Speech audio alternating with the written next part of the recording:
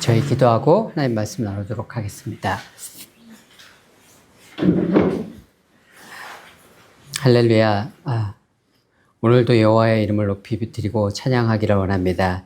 주님, 온 세상 가운데 주님을 예배하는 이들은 많으나 주님 전심으로 여호와 앞에 나아오는 많지 아니하며 주님 그 10년 가운데 주님의 뜻에 순종하기를 결단하고 순종하는 마음으로 나오는 자들은 더더욱 적은 줄로 아오니 주님 이 시간 저희가 드리는 예배가 주님 앞에 순전한 예배가 되어지게 하여 주시옵시고 주님의 음성을 들으며 주님의 음성에 순종하는 자로서 주님 앞에 나아가는 그러한 예배 되어질 수 있도록 주님 역사하여 주시옵소서.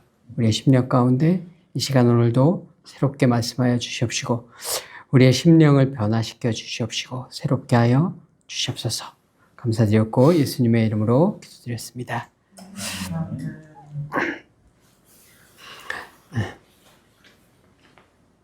네, 오늘 본문에는 레갑 족속이라는 사람들이 나옵니다. 네, 이 레갑 족속의 선조 중에 본문에 보게 되면 자기 조상들 중에 요나답이라는 사람이 있었습니다.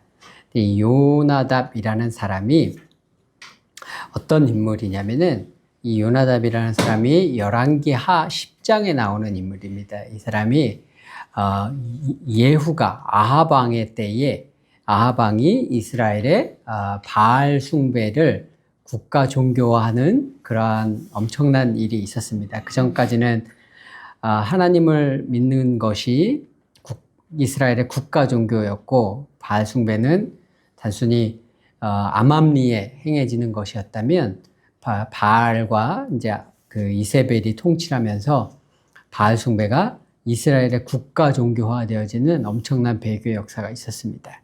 그래서 하나님께서 엘리사 선지자를 통해서 아합이 막 죽고 그 아들 요람이 이제 통치를 시작하게 될 때 하나님께서 엘리사 선지자를 통해서 그 예후라는 사람에게 기름을 부으시고 예후를 통해서 이 아합 오므리 왕조의 이 바알 숭배를 척결하기로 결심하셨습니다. 그래서 예후가 이 아합의 아들 요람에 대해서 반란을 일으켜서 그 아들 요람을 죽이고 그 어미 이세벨을 죽이는 그런 일이 있었습니다.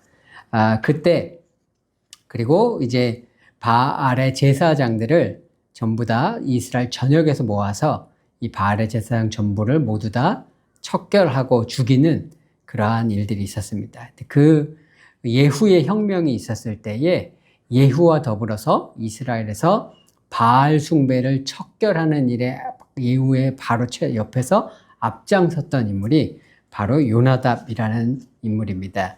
열왕기상에는 여호나답이라는 이름으로 나옵니다. 근데 같은 인물입니다.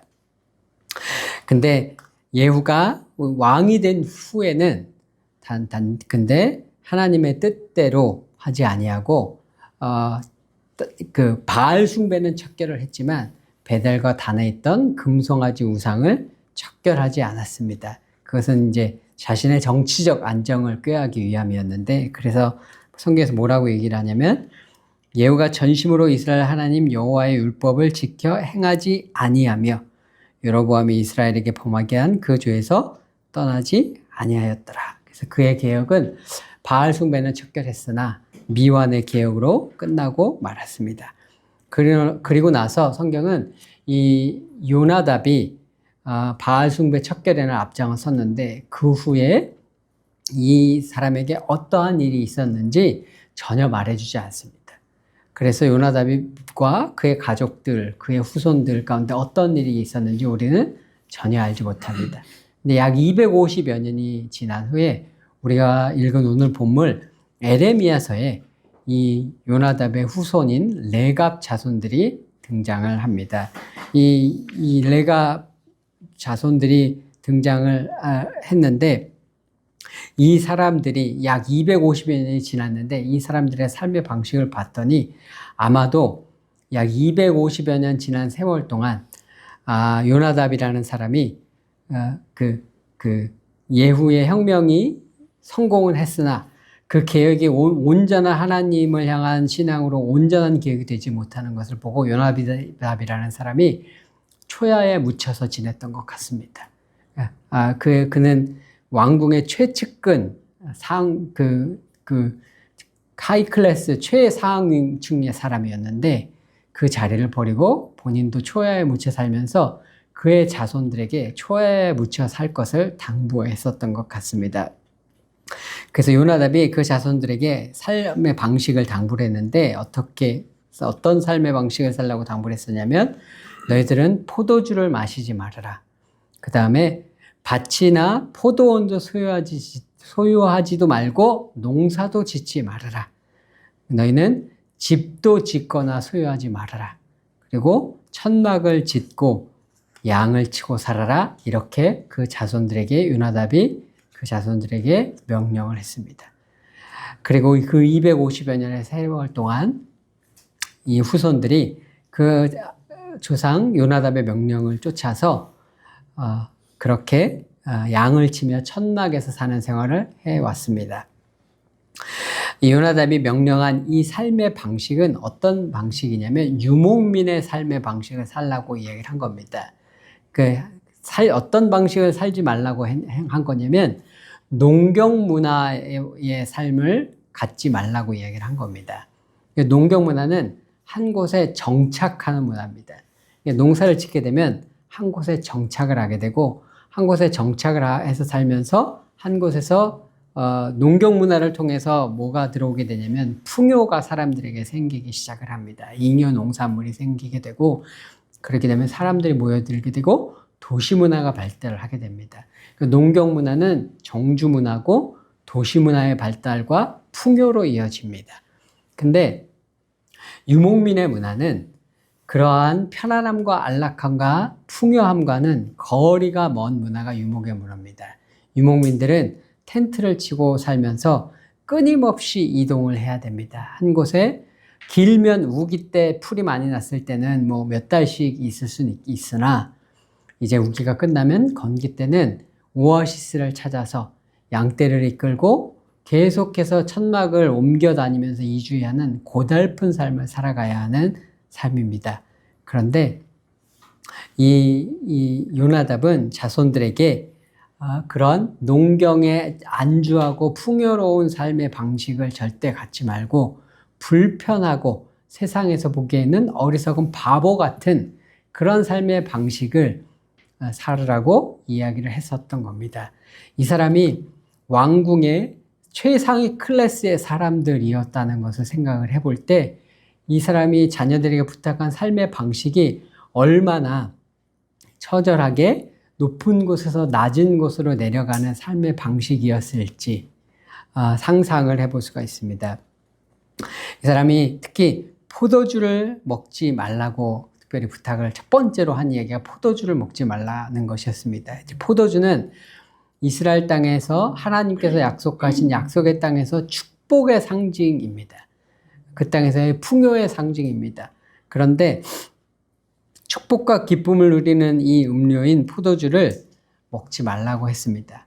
아마도 그 이유는 이 포도주가 바알 숭배와 깊이 연관이 있었기 때문이라고 생각이 되어집니다. 포도는 풍요를 상징하는 것이고 이 풍요가 이스라엘에서 바알을 숭배하게 하는 그러한 촉매제로 작용한 것을 이 요나답은 그 왕궁에서 목격을 했었을 것입니다. 그리고 고대 문헌들에도 보면은 바알 숭배는 포도주를 마시고 집을 짓는 농경의 예배, 제사, 종교다라는 문헌들이 있습니다. 그리고 이 바알 숭배는 언제나 음란함을 동시에 수반하게 됩니다.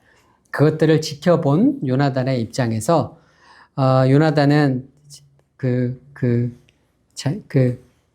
자손들에게 아마도 바알 숭배에 빠지는 그런 길로 가지 않도록 하기 위해서 세상 사람들이 택하는 농경에 안주하고 풍요를 택하는 집을 짓고 한 곳에 안주해 살면서 또 농사를 지면서 풍요로운 삶을 누리는 삶을 살지 못하도록 당부를 했었던 것 같습니다.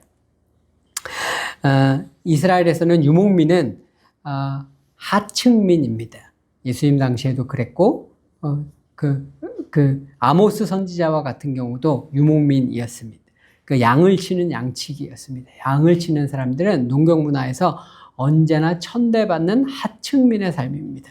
그런데도 그 하층민의 삶을 살라고 부탁했던 것은 아마도 이 세상의 풍요와 이것들을 쫓아가는 세상의 삶의 방식을 살 때 이들이 바알 숭배라는 우상에 빠지게 될 것을 염려했음이 가장 큰 이유일 것이라고 생각이 됩니다.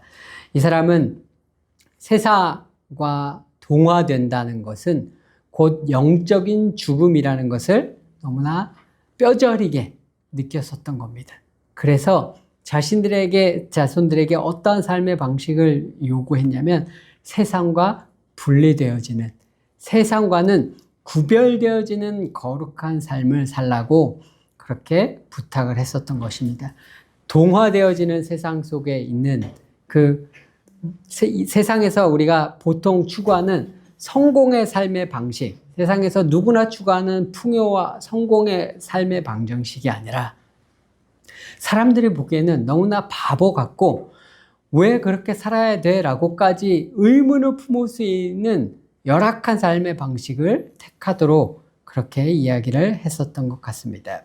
근데 이 하나님의 명령도 아니고 모세의 율법에 쓰여진 율법도 토라의 율법도 아닌 이 조상의 명령을 이들이 250년이 지나도록 잘 지켜왔습니다.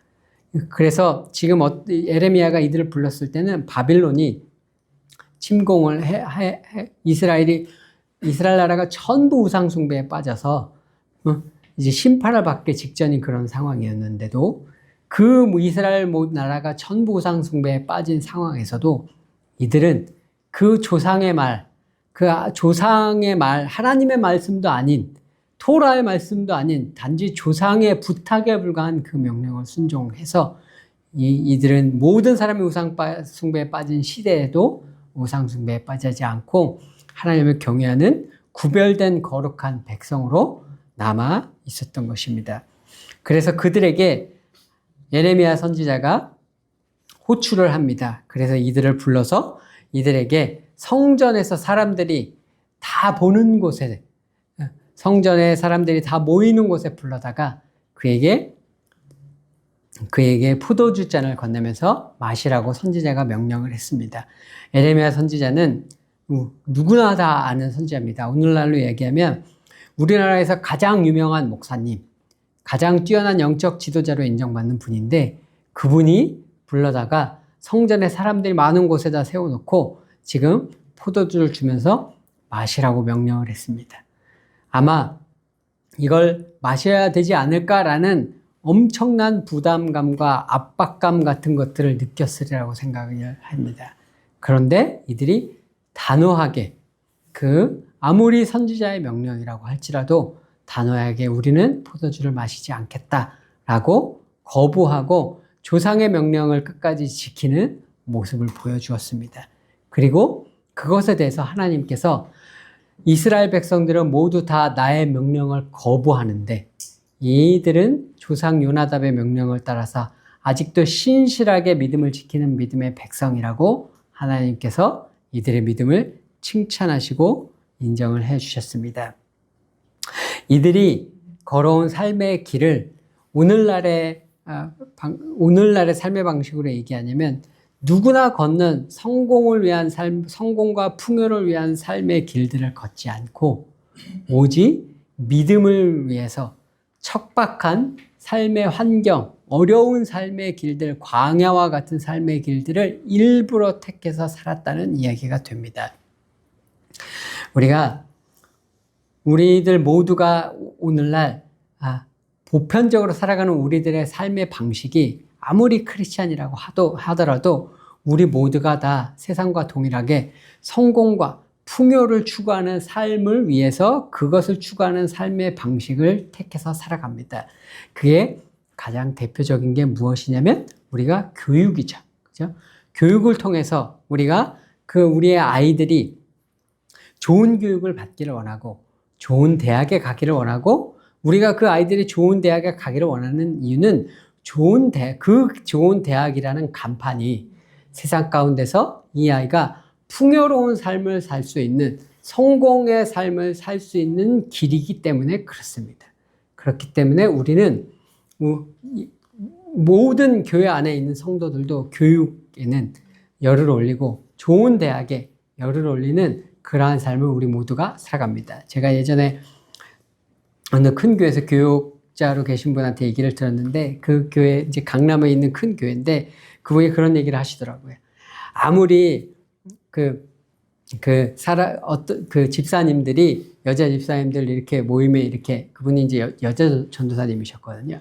근데 여선교회 이렇게 모임에 가면은 아들이 아무리 이 전문직에 사람들이 우러러보는 그런 분이어도 자식이 대학을 좋은데 못 가면은 이렇게 교회에서 이렇게 쭈그려서 이렇게 생긴대요. 길을 못 핀대요. 근데 아무리 사람들이 하찮게 여기는 일을 하는 분들이라도, 세상적인 기준에서 사람들이 하찮게 여기는 그런 직업을 가진 분이어도 자식이 좋은 대학을 가면은 그냥 길을 피고 이렇게 다닌대요. 그게 이제 그 여선교회에서 그분이 보시는 그 교회 안에 우리 성도들의 삶의 모습이란 말이죠. 그게 바로 우리가 보여주고 있는, 우리가 세상에서 어떤 성공과 삶과 풍요와 이런 것들을 집합적으로 보여주는 모습들이거든요. 근데 제가 오늘날 사회가 변화되어지는 현상들을 보게 되면 이제 대학이라는 게 점점 더 큰 의미가 없는 이러한 시대가 되어져 가고 있잖아요. 좋은 대학을 나왔다는 것이 성공을 보장해 주지 못하는 그런 시대로 점점 접어들고 있고, AI가 우리가 흔히 대체할 수 없을 것이라고 생각했던 전문 직종을 대체하고 있는 시대에 접어들었습니다. 그래서 뉴스를 보니까 작년에 한국에서 회계사 시험을 합격한 이들 중에 직업을 못 구하는 사람들이 너무 많아진대요. 왜냐하면 AI로 대체가 돼서 회계사를 이제 여러 다른 경제적인 상황적인 이유도 있겠지만 AI나 이런 것들 때문에 더 안 뽑아서 놀고 있는 회계사 시험에 합격한 사람들이 너무 많다는 거예요. 그 뉴스에 그런 얘기가 나오더라고요. 우리가 잘 알고 있듯이 지금은 주니어 변호사들 같은 경우도 AI로 인해서 안 뽑는다는 얘기를 많이 듣고 있습니다. 소프트웨어 엔지니어링 같은 경우도 마찬가지고요. 판교 쪽에서 더 이상 소프트웨어 엔지니어, 이 컴퓨터공학 전공한 이 프로그래머들을 고용하지 않는다는 이야기들을 많이 듣고 있습니다. 불과 2, 3년 전만 해도 코로나 때 컴퓨터 전공에서 이렇게 프로그래밍하고 이러는 개발자들의 수요가 넘쳐나서 그런 사람들은 미국 같은 경우에도 연봉, 기본적으로 대학 나오면은 이 사람들 연봉 한 20만 불씩 2억대 넘어가는 그런데 골라서 갔다고 그랬거든요. 그게 불과 3, 4년 전인데, 2, 3년 전인데, 지금 미국에서 또 얘기를 들어보면, 미국에서 컴퓨터공학으로 제일 좋다는 카네기 멜론대 졸업생들도 잡을 못 구하는 사람들이 많이 있다는 거예요. 그러면은, 이렇게 급변하는 세상 속에서 우리가 우리 아이들의 삶에 어떠한 길로 가는 것이 성공과 풍요의 길이라고 지도해 주기도 너무 어려워요. 그리고 진짜 우리가 기존에 생각했던 그 대학이 이 아이의 성공을 보장해주는 삶의 방식도 되지 못해요. 그렇죠? 그런데 그럼에도 불구하고 우리가 그게 오늘날 대학이 가지는 의미에 대한, 대학에서 얻을 수 있는 지식을 얻을 수 있는 길도 너무 많아요, 요즘에는. 그게 사회적으로 대학이 가지는 지위에 대한 저의 인식이에요. 그런데 아무리 그런 인식을 가지고 있다고 할지라도 제 아들이 고3이었잖아요. 그죠? 근데 내 아들이 대학을 가는 문제가 딱 되면 얘기가 틀려지죠. 그죠? 내 아들은 좋은 대학 가고 싶잖아요. 그죠? 내 아들은 그 세상이 이렇게 변했으니까 굳이 좋은 대학 안 가도 돼 할 거예요? 그건 아니잖아요. 그죠? 내 아들은 좋은 대학 가기를 원하는 마음이 있단 말이에요. 그건 뭐냐면 나 역시도 세상이 정해놓은 성공의 방정식과 세상에서 풍요를 가져다 줄 수 있는 삶의 길을 가는 것을, 내 아들이 그 길을 가는 것이 내게도 기쁨이 되어지고 나도 그것을 원하는 마음이 많다는 뜻이죠. 그죠? 근데 그게 안 되면 어떻게 되겠어요? 제 안에 실망이 있겠죠. 불안이 있겠죠. 그죠? 저희 아들이 이제 이번에 대학 입시를 봤잖아요. 근데, 이제 저희 아들은 다들 아시다시피 이제 영화학과를 지망을 했는데, 영화학과는 이제 지망했던 좋은 대학들은 이제 다 떨어지고 전문대가 됐어요. 그리고 4년제에는 뭐 어디가 됐냐면 수도권에서 된 데가 어딜 넣냐면 극작과 문예창작과 이런 데를 넣은 데가 있어요. 이제 그런 데들이 영화 학도들이 그쪽을 이제 많이 가기도 한대요. 그게 많이 겹치는 부분들이 있고, 영화를 하는 사람들이 제일 기본이 이제 시나리오 만드는 거고 이래서 그런 쪽으로도 넣는데, 4년제에는 이제 극작, 문예창작과 쪽만 되고, 자기가 신이 원했던 영화 쪽은 다 떨어지고 이제 전문대가 됐어요, 아이가. 그러니까 아이가 그때 학교 선생님도 이 4년제 문예창작과를 가라. 학원 선생님도 4년제 문예창작과를 가라. 이렇게 얘기를 했고, 저도 이 4년제 문예창작과를 가는 게 좋을 것 같은 거예요. 그게 애 성격에도 잘 맞을 것 같고, 여러모로 이쪽이 더 좋은 대학인 것 같고, 마음에 그런데 이 아이가 워낙 자기의 고집이 확고해요. 나는 그런 문예창작과는 글쓰기 시나리오 이런 거 해보니까 글쓰기는 자기는 관심이 별로 없다는 거예요. 그쪽에 마음이 별로 안 가서 이 영화 미디어 이쪽의 학과인 전문대를 가겠다. 아이가 이렇게 얘기를 하는 거예요. 그래서 그건 본인의 선택이니까 선생님들이 얘기를 해도 본인이 그렇게 하겠다고 하니 그거 어떻게 바꿀 수가 없잖아요. 그냥 알았다 얘기를 했죠. 알았다 얘기를 했는데 제가 마음 가운데 실망이 있는 거죠. 왜냐하면 4년제 대학을 안 가고 전문대를 가니까 고등학교 4년 전문대를 간다는 거에 제 마음 가운데 일단 실망이 되는 거예요. 전문대를 갔다는 거에 마음에 실망이 있고, 또 하나 마음 가운데 불안이 있는 거예요. 왜 그 실망한 이유가 뭘까 생각을 해보면, 실망한 이유가 불안 때문이거든요. 그러니까 내가 불안하다고 생각하진 않았는데, 내 마음이 막 불안하진 않은데, 내가 왜 실망을 하는 걸까를 제가 곰곰이 생각을 해봤더니, 전문대라고 해서 실망한 이유가, 저기를 나와서 아이가 제대로 된 직업, 제대로 된 미래를 가질 수 있을까에 대한 확신이 없는 거잖아요. 그죠? 네. 그러니까 이쪽보다 4년제 대학을 나온 것보다 이쪽은 그럴 확률이 더 낮아 보이니까, 미래에 대해가 더 불확실하다는 생각 때문에 그런 실망하는 거잖아요. 그죠? 그러니까 미래가 불확실하다는 생각은 결국 그 아이의 미래에 대한 불안이거든요. 그러면 저는 지금 이 아이의 미래에 대한 이 아이의 미래가 불안해서 실망하는 거란 말이에요. 실망과 불안이 저를 사로잡더라고요. 이 아이의 입시 결과를 놓고서.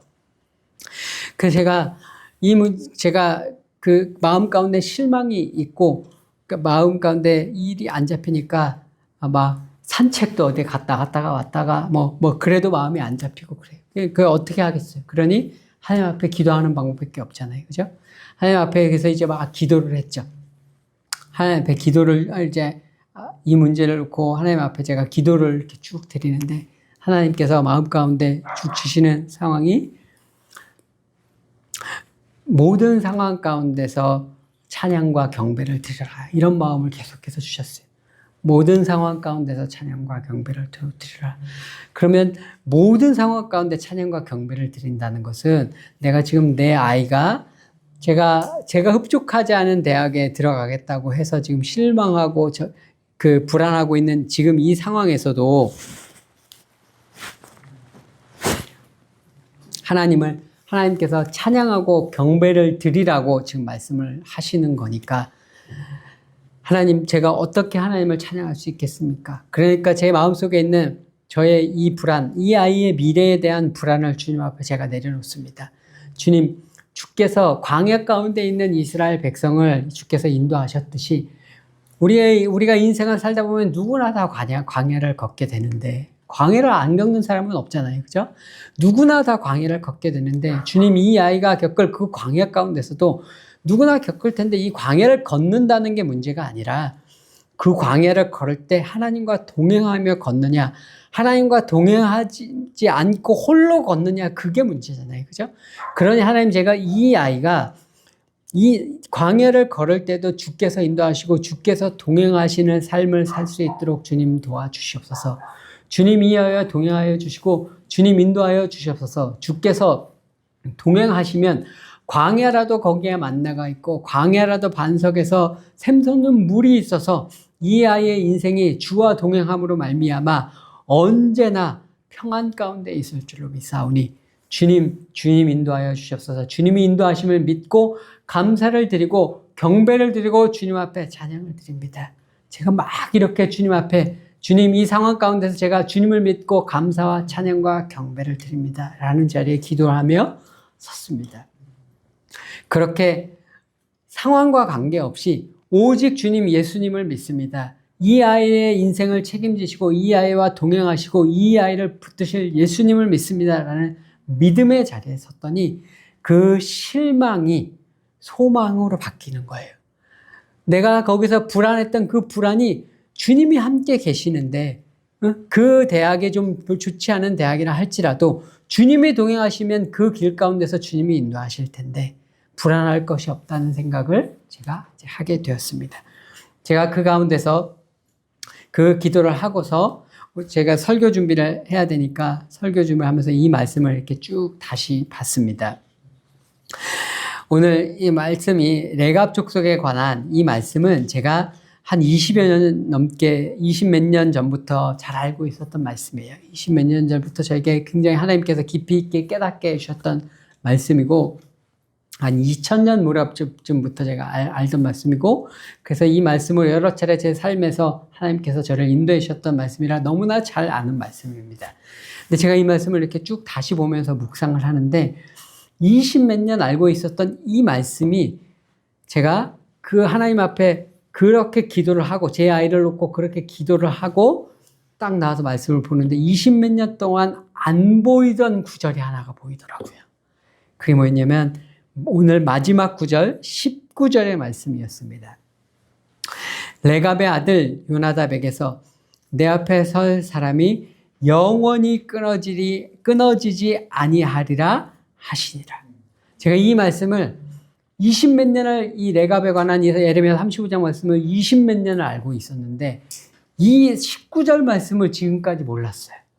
근데 이 말씀을 다시 보는데 19절 말씀을 보는데 깜짝 놀랐어요.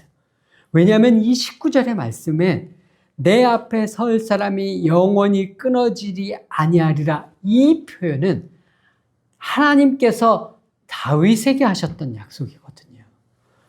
사무엘하 7장에 하나님께서 다윗에게 말씀하시기를 앞으로 하나님께서 다윗에게 약속하시기를 내 자손 중에서 내 앞에 설 사람이 영원히 끊어지지 아니하리라 하나님께서 다윗 왕에게 주셨던 약속이거든요.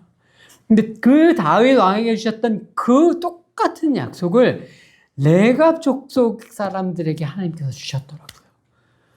다윗 왕에게 주셨던 약속을 이 사람들에게 주셨다고 거기에 깜짝 놀라서 이 말씀을 다시 보고 찾아보게 됐어요. 이 말씀에 대한 주석서들과 이런 것들을 쭉 찾아보게 됐는데 말씀을 공부를 하다 보니까 탈무드의 랍비가 그런 말을 했더라고요. 이 구절을 가지고 탈무드의 나단이라는 랍비가 이 구절 가지고 뭐라고 했냐면 하나님께서 다윗에게 하신 약속보다 레갑 자손에게 하신 약속이 더 위대하다. 이렇게 표현을 한 탈무드의 나단이라는 랍비가 그렇게 표현을 했더라고요. 왜 레갑 족속에게 주신 약속이 더 위대하냐? 다윗에게 주신 약속은 조건적인 약속이었는데 레갑에게 주신 약속은 조건이 없다. 이건 무조건적인 약속이다. 하나님께서 다윗에게 주신 약속은 사무엘하 7장에 보면은 거기도 조건이 없어요. 근데 하나님께서 다윗에게 주신 약속이 한 군데가 더 나와 있는데 그게 어디냐면 시편 132편입니다. 근데 시편 132편에 보면은 조건이 나와 있어요. 어떻게 나와 있냐면 내 자손이 내 언약과 그들에게 교훈하는 내 증거를 지킬진대. 여기서 내 자손이 내 교훈과 증거를 지킬진데, 영어로 하면 지킨다면입니다. 히브리어로 본다면, 영어로 하면 if가 있어요. 내 자손이 지킨다면 내 후손도 영원히 내 왕위에 앉으리라, 이렇게 약속을 하셨거든요. 근데 레갑 자손에게는 조건이 없습니다. 왜 조건이 없을까요? 조건이 필요가 없죠. 이들은 지금까지 그 하나님의 말씀을 지켜왔으니까요. 근데 근데 저는 그것보다 이 약속이, 근데 이 말씀 보면서 정말 이 약속이 놀랍다라고 생각하게 되어, 묵상하는데 이 약속이 정말 놀라운 약속이구나라고 생각하게 된 동기가 또 하나가 생겼습니다. 그게 뭐냐면, 지금 이때는 언제냐면 아마 BC 599년이나 598년 여호야김 왕 제4년 차의 마지막 해입니다. 이때는 바빌론 왕 느부갓네살이 와서 이스라엘 예루살렘을 성 둘러싸고 있을 때예요. 그래서 이들도 광야에서 살지 못하고 예루살렘 성 안으로 피신을 해온 상태였고, 지금 예루살렘 성 바깥에는 바빌론의 느부갓네살 왕과 군대가 예루살렘 성을 포위를 하고 있습니다. 그리고 에레미야 선지자는 이제 여호야김 왕 때, 이제 여호야김 왕이 하나님을 배반하기로 작정하였으니 너희들에게 멸망이 확정되었다라고 이미 선포를 하신 때였습니다. 곧 이들은 멸망을 당하게 되어 있어요. 이 예루살렘 성에 있는 대부분의 사람들은 도륙을 당하고 학살을 당하는 대환란과 같은 시기를 이들은 맞이해야 할 운명에 처해 있었습니다. 그 중에 일부의 사람들은 바빌론으로 끌려가고 일부의 사람들은 남아 생존했으나 절대 다수의 사람들은 바빌론의 군대가 쳐들어와서 살육과 도륙을 당하기 직전인 상황이었습니다. 근데 하나님께서 이 레갑 자손에게 하신 약속이 뭐냐면, 내 앞에 설 사람이 영원히 끊이지 아니하리라. 결국 이 대환란의 때를 내 자손들은 통과하고 살아남을 수 있을 것이다 라는 구원에 대한 보증과 약속을 하나님께서 레갑 자손에게 해 주셨던 겁니다. 그러니까 이들은 오직 이들이 세상의 삶의 방식, 세상의 사람들이 살아가는 삶의 방식과 풍요와 집을 짓고 부동산과 땅을 사고 농사를 짓고 그래서 풍요롭게 살아가는 그 삶의 방식을 포기하고 오직 여호와 하나님을 섬기는 그 삶의 방식은 비록 사람들이 보기에는 그 풍요롭지 못한 삶을 사는 것과 같은 그런 삶의 방식을 택했으나 믿음의 길을 걷기로 했을 때 저들이 대환란 가운데서도 건짐을 받는 구원의 보증의 약속을 하나님께 받는 축복을 이들이 받게 됩니다. 믿음의 길은 하나님께서 반드시 지켜주시고 축복해 주시는 길이라는 것을 레갑 자손을 통해서 오늘 우리가 깨달을 수 있습니다. 오늘 우리가 살아가는 삶의 방식이 때로 세상의 성공과 세상의 풍요를 우리의 삶 가운데 누리지 못하는 삶의 방식일 수도 있습니다. 그러나 그 세상의 성공과 풍요를 누리는 그 삶의 방식이 나와 우리들의 자녀들의 미래의 삶을 보증해 주지 못해요. 근데 우리의 미래의 삶을 보증해 주는 하나님의 축복 하나가 딱 있는 것을 오늘 레갑 자손의 믿음이 보여줍니다. 세상의 풍요와 세상 사람들이 추구하는 성공의 삶의 방식을 쫓아가지 아니하고 세상의 방식과 바보 같은지라도 세상과 구별된 거룩한 하나님의 백성으로 살아가는 그 삶의 방식을 살아가는 자들에게 그들의 미래가 환난 가운데서 건짐을 받는 보장이, 축복이 약속되어 있습니다. 오늘 우리의 삶 가운데서도 우리의 삶에 삶의 형태가 어떠하든지 상관없이 레갑 자손과 같이 믿음의 길을 끝까지 걸어서 우리의 미래와 우리 자손들의 미래가 여호와 하나님 안에서 보장받는 믿음의 길을 걸으시는 저와 여러분 모두가 되시기를 원합니다. 레갑 자손이 받은 그 축복이 오늘 믿음의 길을 통해 우리와 우리 자손들에게 임하는 그 믿음의 길을 걷기를 결단하고 순종의 길을 걸으시는 저와 여러분 모두가 되시기를 우리 주 예수 그리스도의 이름으로 축원드립니다. 우리 이 시간 잠시 하나님 앞에 기도드리도록 하겠습니다. 하나님, 우리에게 구별되어질 수 있는 믿음을 허락하여 주시옵소서. 하나님, 세상의 성공과 세상의 풍요를 쫓아가는 하나님 그 삶의 길들을 택하는 것이 아니라 조금은 불편하고 조금은 어렵고 조금은 힘들지라도 오직 여호와 하나님과 동행하는 세상과 구별된 거룩한 하나님의 백성으로서의 믿음의 삶을 살아가게 하여 주시옵소서. 그래야 우리에게 레갑에게 주신 축복, 내 자손이 내 앞에 설 사람이 영원히 끊어지지 아니하리라고 하신 환난 가운데서도 보장받는 그 축복이 우리와 우리 자손들의 미래 가운데 있을 수 있도록 앞으로 다가올 이 불확실한 미래 가운데 주님, 우리와 우리의 자손들 가운데 그러한 축복 허락하여 주시옵소서. 그러한 축복을 주께서 우리가 주실 수 있도록 순종의 길을 걸을 수 있는 믿음 우리에게 허락하여 주시옵소서. 주님, 기도하며 우리 하나님 앞에 나아가도록 하겠습니다.